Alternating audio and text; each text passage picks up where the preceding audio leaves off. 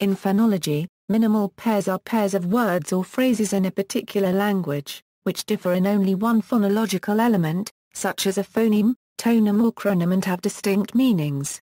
They are used to demonstrate the two phones constitute two separate phonemes in the language. Many phonologists in the middle part of the 20th century had a strong interest in developing techniques for discovering the phonemes of unknown languages, and in some cases setting up writing systems for these languages. The major work of Kenneth Pike on the subject has the title Phonemics, a technique for reducing languages to writing. The minimal pair was an essential tool in the discovery process, arrived at by substitution or commutation tests.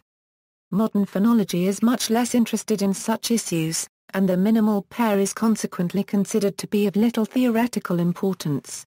As an example for English vowels, the pair let plus lit can be used to demonstrate that the phones e and e do in fact represent distinct phonemes and. An example for English consonants is the minimal pair of pat plus bat. The following table shows other pairs demonstrating the existence of various distinct phonemes in English. All the possible minimal pairs for any language may be set out in the same way. Phonemic differentiation may vary between different dialects of a language, so that a particular minimal pair in one accent is a pair of homophones in another. This does not necessarily mean that one of the phonemes is absent in the homonym accent. Merely that it is not contrastive in the same range of contexts. Other types of minimal pair, in addition to the minimal pairs of vowels and consonants provided above, others may be found. Quantity. Many languages show contrasts between long and short vowels and consonants. A distinctive difference in length is attributed by some phonologists to a unit called a chroneme. Thus in Italian we find the following minimal pair based on long and short. However, in such a case it is not easy to decide whether a long vowel or consonant should be treated as having an added chroneme, or should simply be treated as a geminate sound, that is as two phonemes. Classical Latin, German, some Italian dialects, almost all Uralic languages, Thai, and many other languages have also distinctive length in vowels. Consider, for example, the ka/ka minimal pair in the dialect spoken near Pami, tone. Minimal pairs for tone contrasts in tone languages can be established. Some writers refer to this as a contrast involving a toneme. For example, the Kono language distinguishes high tone and low tone on syllables, stress. Languages in which stress may occur in different positions within the word often have contrasts that can be shown in minimal pairs. Thus in Greek, juncture, English speakers are able to hear the difference between, for example, great ape and great ape, though phonemically the two phrases are identical.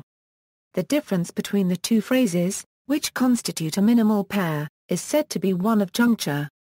At the word boundary, a plus juncture is posited, which is said to be the conditioning factor that results in great ape having an diphthong shortened by prefortis clipping and or with little aspiration because it is not syllable initial, whereas in great ape the has its full length and the is aspirated.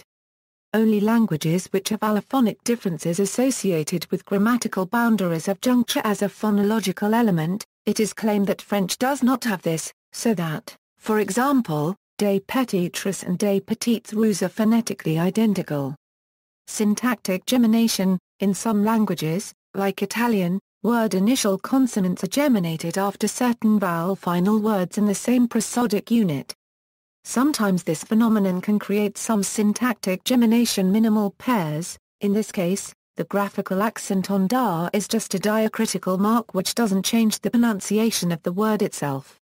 However, in some specific areas, like Tuscany, both phrases are pronounced, so they can be distinguished only from their context.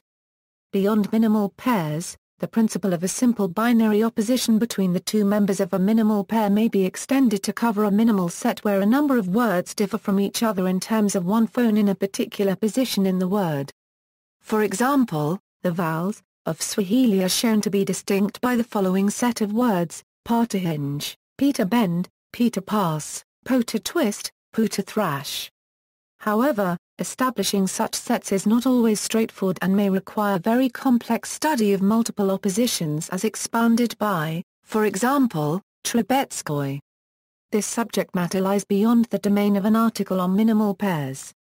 Minimal pairs in language teaching. Minimal pairs were an important part of the theory of pronunciation teaching during its development in the period of structuralist linguistics, particularly in the 1940s and 1950s, and minimal pair drills were widely used to train students to discriminate among the phonemes of the target language. However, later writers have criticized this approach as being artificial and lacking in relevance to language learners' needs. Some writers have claimed that learners are likely not to hear differences between phones if the difference is not a phonemic one. One of the objectives of contrastive analysis of languages' sound systems was to identify points of likely difficulty for language learners arising from differences in phoneme inventories between the native language and the target language. However, experimental evidence for this claim is hard to find, and the claim should be treated with caution. See also, minimal pairs in phoneme, references. External links, software that generates a list of minimal pairs from a word list, complete list of minimal pairs in English RP created by John Higgins. Caroline Bowen, Worksheets Consonants and Vowels, Worksheets based on complexity principles, minimal pairs etc. Word lists, minimal pairs, maximal oppositions. Bibliography.